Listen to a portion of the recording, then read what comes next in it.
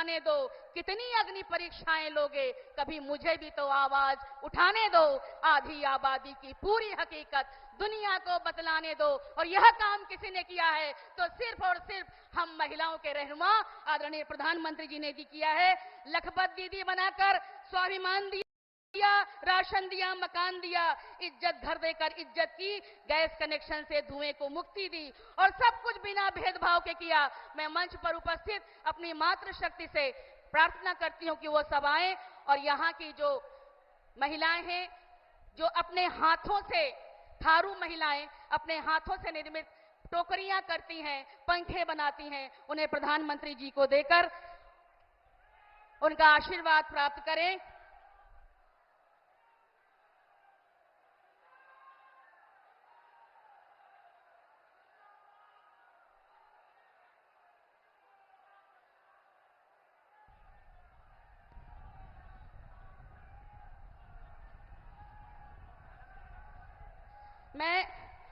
मैं आदरणीय उत्तर प्रदेश के उप मुख्यमंत्री आदरणीय केशव प्रसाद मौर्य जी से आग्रह करती हूं कि वो आए और आकर के आदरणीय प्रधानमंत्री जी का स्वागत उद्बोधन करने का काम करें। आदरणीय उप मुख्यमंत्री जी, बोलिए भारत माता की। अरे इतने धीरे से दोनों हाथ उठा करके तालियों की गड़गड़ाहट के साथ माननीय प्रधानमंत्री जी का श्रावस्ती की धरती पर स्वागत करिए। भारत माता की, भारत माता की जय श्री राम। आप भी चिलचिलाती धूप में अपने चहेते, अपने लाडले, इस देश के गरीबों के आंखों का आंसू पोंछने वाले, लोगों के भूख को मिटाने वाले, बीमारों को दवाई उपलब्ध कराने वाले माननीय प्रधानमंत्री श्री नरेंद्र मोदी जी का मैं श्रावस्ती की धरती पर अपनी ओर से, प्रदेश की ओर से, आप सबकी ओर से हार्दिक स्वागत करता हूं। तालियों की गड़गड़ाहट के साथ माननीय प्रधानमंत्री जी का स्वागत करिए। मैं ये नहीं चाहता आप भी माननीय प्रधानमंत्री जी को सुनना चाहते हैं, मैं भी सुनना चाहता हूं और इसके बीच में कोई बाधा डालने की आवश्यकता नहीं होती है। मैं सीधे आप सबकी ओर से, जो कि समस्याओं के पहाड़ को भी मिटा करके गरीबों के जीवन में खुशहाली लाने वाले, देश का दुनिया में नाम चमका करके आज श्रावस्ती की धरती पर आने वाले, ये भगवान बुद्ध की धरती तो है ही, भगवान श्री राम लला के भव्य मंदिर को बनाने वाले राम जी के पुत्र लव की राजधानी भी ये है। मैं माननीय प्रधानमंत्री जी से कोई औपचारिकता न करते हुए प्रार्थना करूंगा कि आपको सुनने के लिए लोग बहुत देर से बेताब हैं, अपना आशीर्वचन देने की कृपा करें। माननीय प्रधानमंत्री।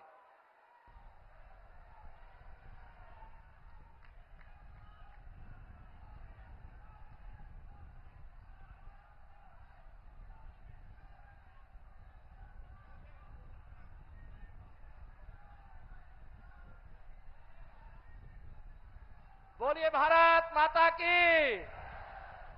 मैंने माननीय प्रधानमंत्री जी से निवेदन कर दिया है, आप सब चाहते हो ना तुरंत बोले।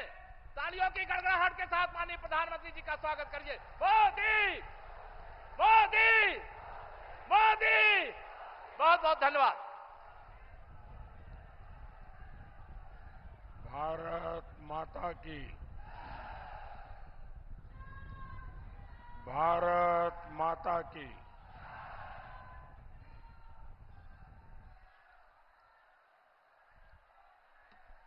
भारत माता की।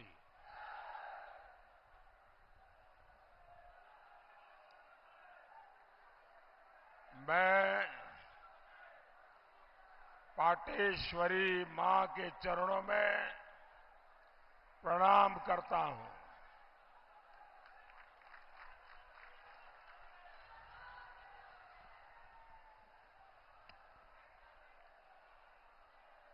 भगवान बुद्ध और तीर्थंकर संभवनाथ प्रभु राम के पुत्र लवकुश की इस धरती को मैं नमन करता हूं।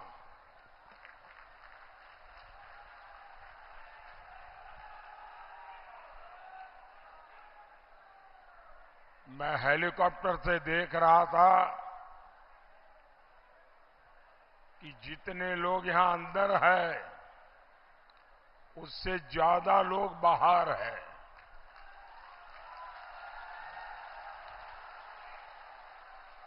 अब यहां जगह भी नहीं बची है कि शायद वो अंदर आ पाएंगे कि नहीं आ पाएंगे,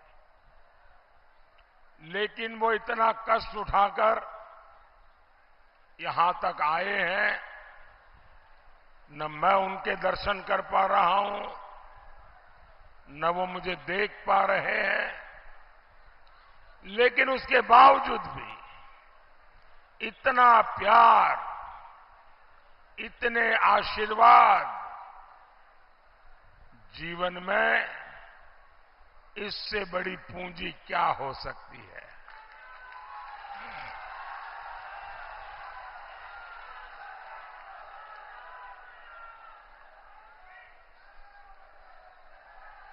अभी जब मैं हेलीकॉप्टर से आया तो बहुत सारे मेरे पुराने साथी मिल गए और बहुत सारी पुरानी बातें वहां हेलीपैड के पास खड़े खड़े उन्होंने मुझे याद कराई। 30-35 साल पहले जब मैं यहां संगठन के काम के लिए आया करता था,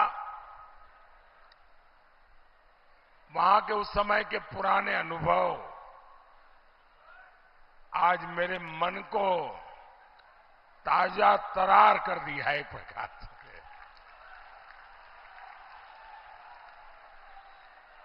साथियों, आपका ये प्यार, ये जन सैलाब, ये उत्साह, ये साफ साफ बता रहा है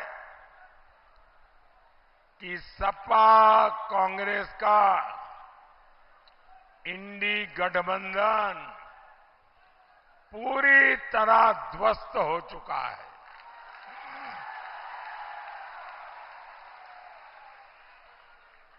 पूरा देश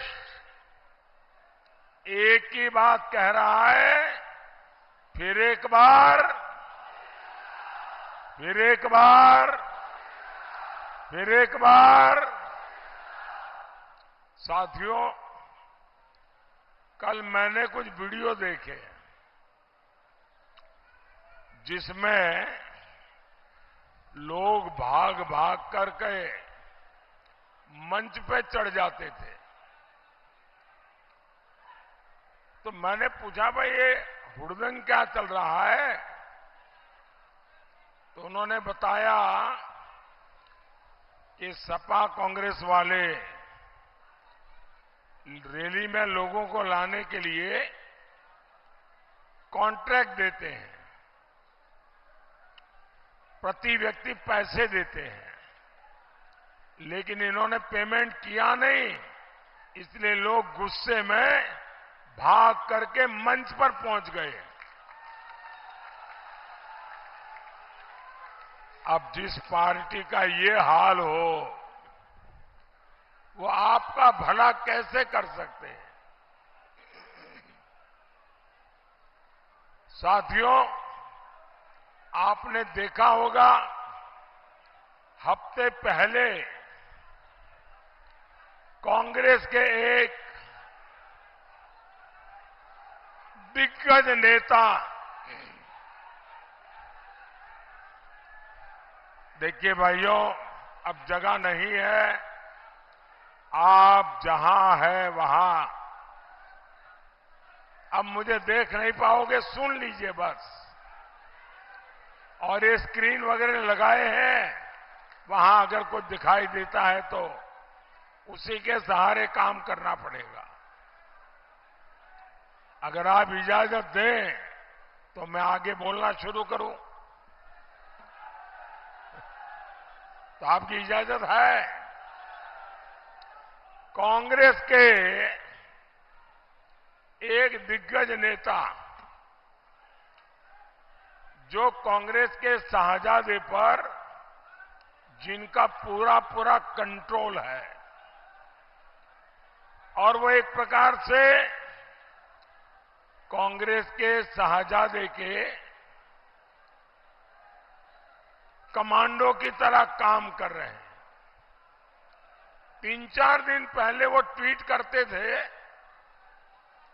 मोदी को भला बुरा कहना ये उनका काम होता है, तो वो लगातार कह रहे थे निवर्तमान प्रधानमंत्री श्री नरेंद्र मोदी। अब ठीक है, उनको मजा आता था, करते थे, मैं कुछ बोलता नहीं था, लेकिन अभी चौथे और 5वें चरण के मतदान के बाद उन्होंने निवर्तमान वाला जो मजाक उड़ाते थे वो भी मजाक करना छोड़ दिया है। मतलब एक कमांडो ने भी मान लिया है कि देश की जनता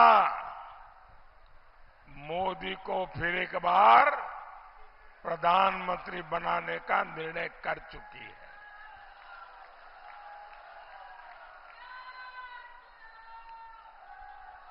साथियों, मैं हिंदुस्तान के हर कोने में गया हूं, जनता जनार्दन के आशीर्वाद लेने के लिए गया हूं और सब दूर एक ही मंत्र है, एक ही नारा है, एक ही संकल्प है। फिर एक बार, फिर एक बार, फिर एक बार। साथियों,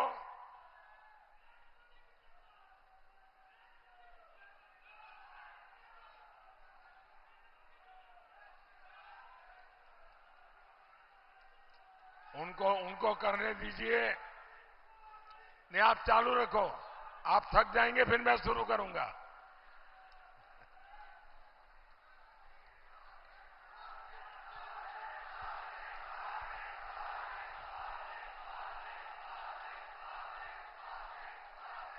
साथियों,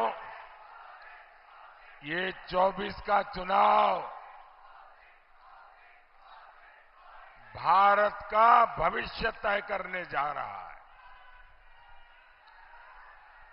जिन लोगों ने 60 साल तक कुछ नहीं किया,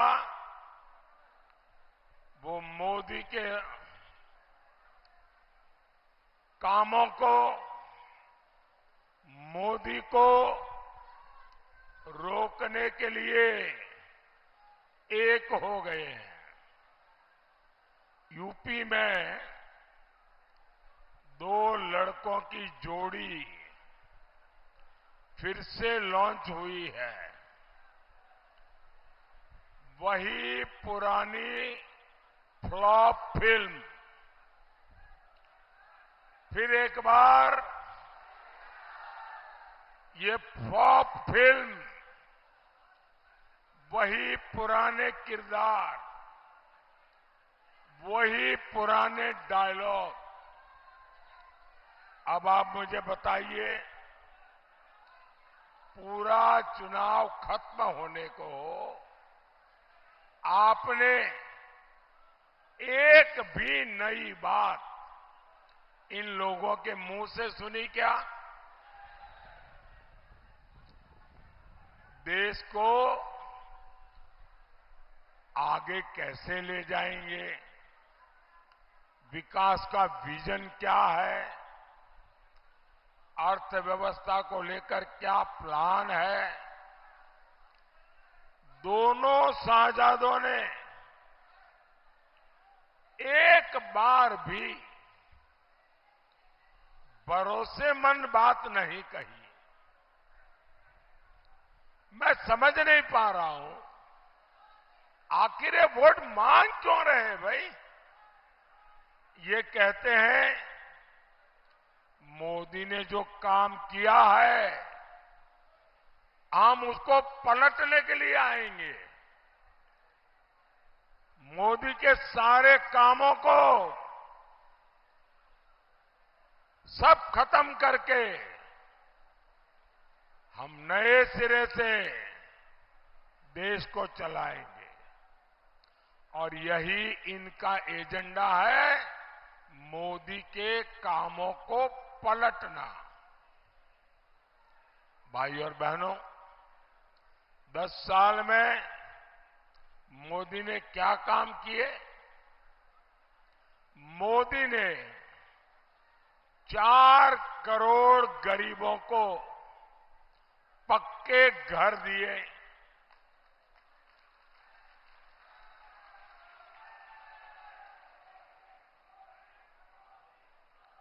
अब सपा कांग्रेस वाले सब पलटने का निर्णय कर लिए हैं। मतलब इन 4 करोड़ घरों की जो चाबी है वो उससे ले लेंगे, मकान छीन लेंगे और उनकी वोट बैंक को मकान दे देंगे। मोदी ने 50 करोड़ से ज्यादा गरीबों के जनधन खाते खुलवाए। ये आपके बैंक खाते बंद करा देंगे, उसका पैसा छीन लेंगे। मोदी ने हर गांव में बिजली पहुंचाई। ये आपके घर में बिजली कनेक्शन कटा के फिर अंधेरा कर देंगे। मोदी घर घर पानी पहुंचा रहा है।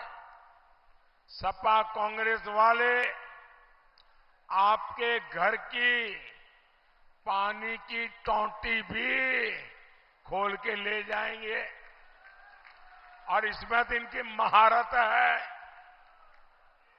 क्या आप सपा कांग्रेस को ऐसा करने देंगे?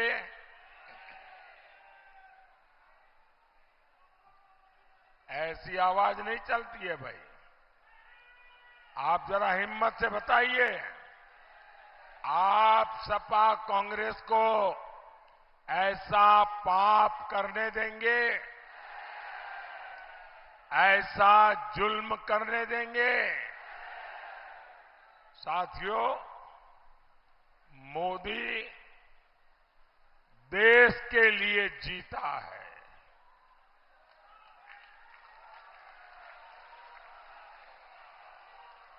मोदी ने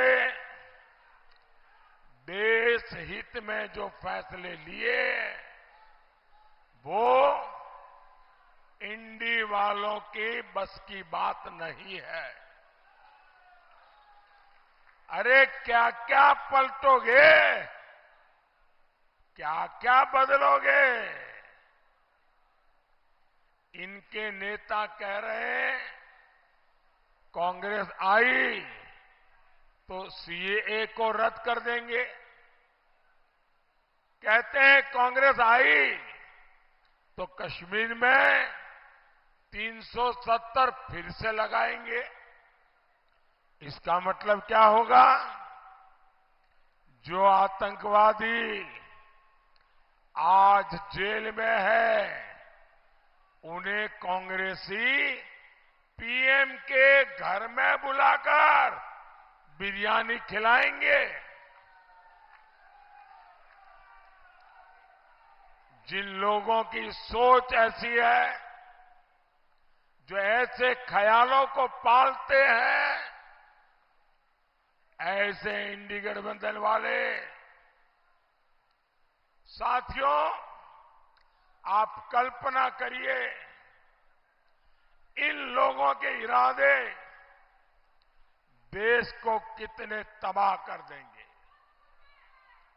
कांग्रेस आई तो भ्रष्टाचार पर जो कड़े नियम बने हैं, जो नोटों के पहाड़ पकड़े जा रहे हैं, ये कानून बदलकर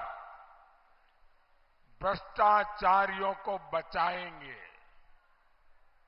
सपा राज में डीएम बनाने के लिए रेट कार्ड फिक्स था,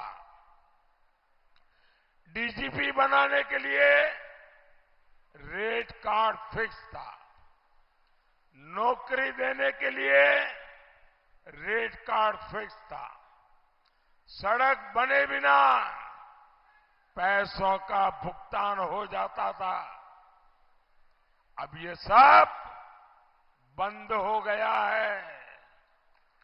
अब इस बताइए, जिसका इतना नुकसान होगा वो मोदी को गाली देगा कि नहीं देगा?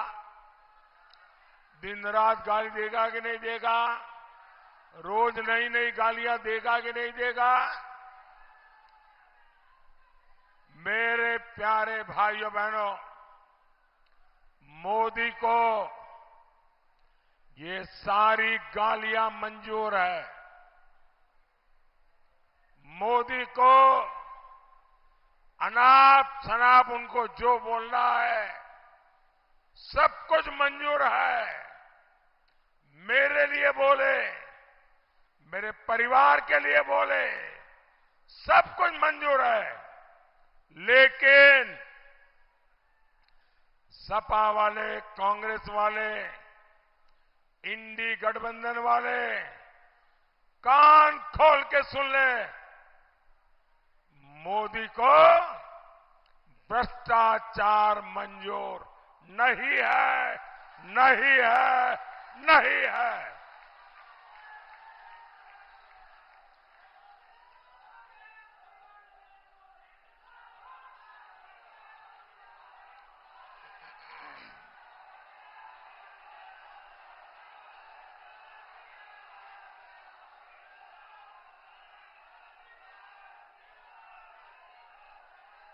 साथियों, यूपी के शहजादे को यूपी में पुराना गुंडा राज वापस चाहिए। जब से भाजपा सरकार यहां आई है, गुंडों पर आफत आई है। जो जमीनें माफियाओं ने कब्जे की थी, आज उन पर गरीबों के लिए घर बन रहे हैं। आपने देखा होगा, जो गुंडे, उनका नाम सुनते ही लोग कांपते थे। आज वो गुंडे गले में तख्ती लटकाकर हाथ जोड़ करके कहते हैं कि मुझे जेल में भेज दो।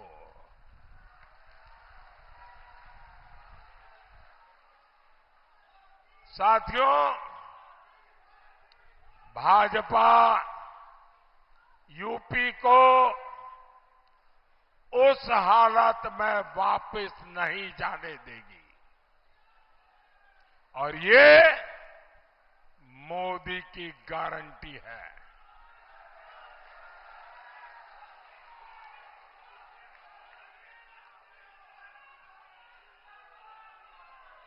साथियों, इंडी गठबंधन में ऐसी भयंकर बीमारियां हैं,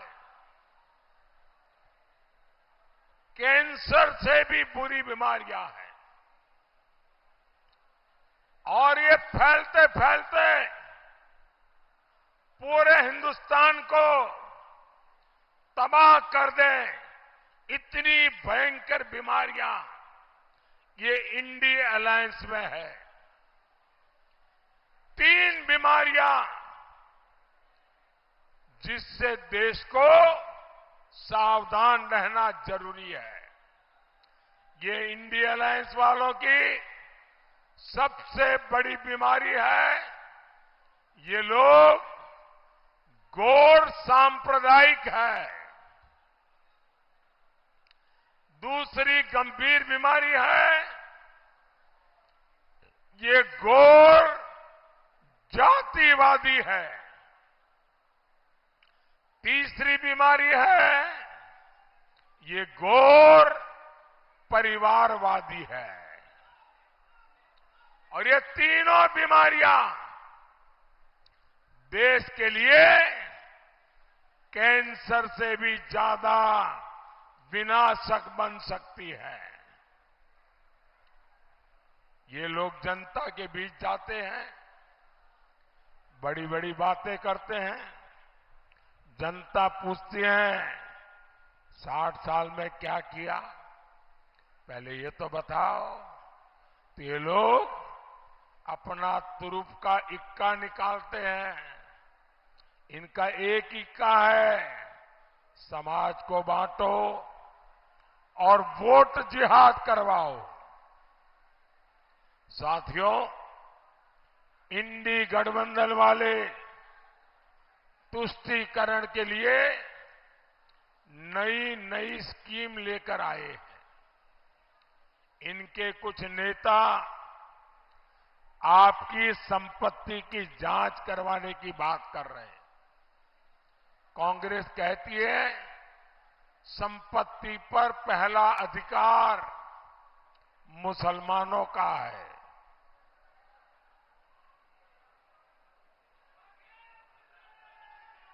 मोदी कहता है संपत्ति पर पहला अधिकार इस देश के गरीबों का है। और साथियों, ये कांग्रेस वाले जो कहते हैं कि संपत्ति पर अधिकार मुसलमानों का है, वो आपकी कमाई छीन करके ये अपनी वोट जिहाद वाली वोट बैंक में बांटना चाहता है। इनकी दूसरी स्कीम है एससी, एसटी, ओबीसी का आरक्षण कोटा एससी, एसटी, ओबीसी से छीन लेना और वो कोटा मुस्लिम वोट बैंक में बांट देना। पहले इन्होंने अपनी राज्य सरकारों में दलित, पिछड़ा के आरक्षण पर डाका डाला। अब ये पूरे देश में आरक्षण छीनकर वोट जिहाद करने वालों को देना चाहते हैं। लेकिन मैं इन्हें भी कहूंगा, ये चाहे जितना जोर लगा ले, जब तक मोदी जिंदा है,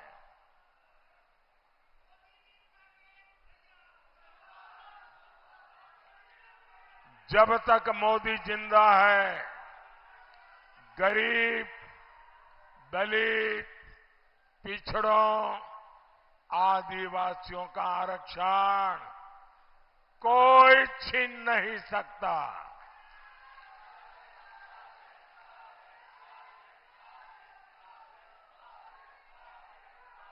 और भाइयों बहनों, मैं आपको गारंटी देता हूं,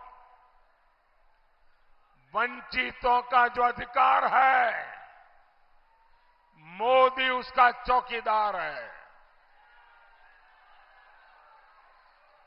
मैं आपको गारंटी देता हूं, आरक्षण छीनने का कर्नाटक मॉडल कभी भी देश में लागू नहीं होने दूंगा। साथियों, हमारा श्रावस्ती इतनी ऐतिहासिक और पौराणिक जगह है, जहां पूरे देश से पर्यटक आना चाहते हैं। पहले इतने समय सपा, बसपा, कांग्रेस की सरकारें रही, लेकिन किसी ने श्रावस्ती के विकास के बारे में सोचा क्या? उन्हें न श्रावस्ती के विकास की चिंता थी, न देश की विरासत की फिक्र थी। हमारी सरकार श्रावस्ती को देश के नक्शे पर अलग पहचान देने के लिए काम कर रही है। आज श्रावस्ती को अपना एयरपोर्ट मिला है। श्रावस्ती से देश भर के लिए फ्लाइट चले, हम इस दिशा में काम कर रहे हैं।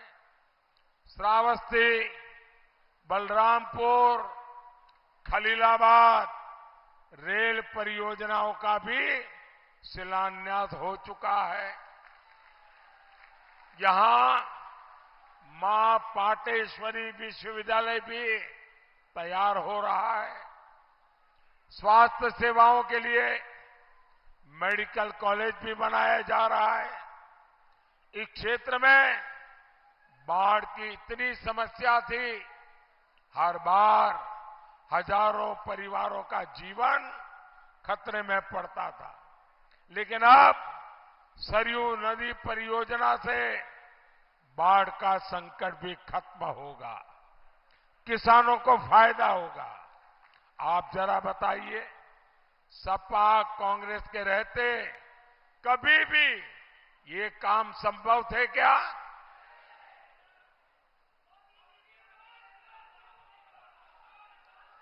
अगर गलती से इन्हें मौका मिला तो जो काम चल रहा है ये उन्हें भी ठप करके रख देंगे और पैसे खा जाएंगे।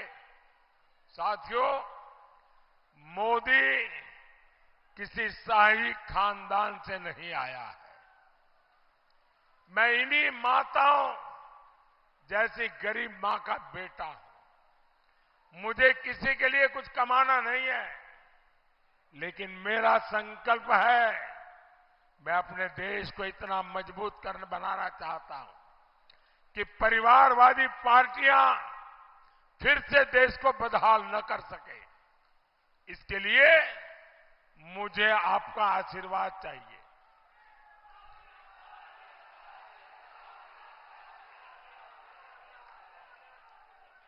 पच्चीस मई को श्रावस्ती से आप साकेत मिश्रा को जिताकर दिल्ली भेजेगा। आपको यहां गैसली विधानसभा उपचुनाव में भाई शैलेश कुमार सिंह जी को भी भारी मतों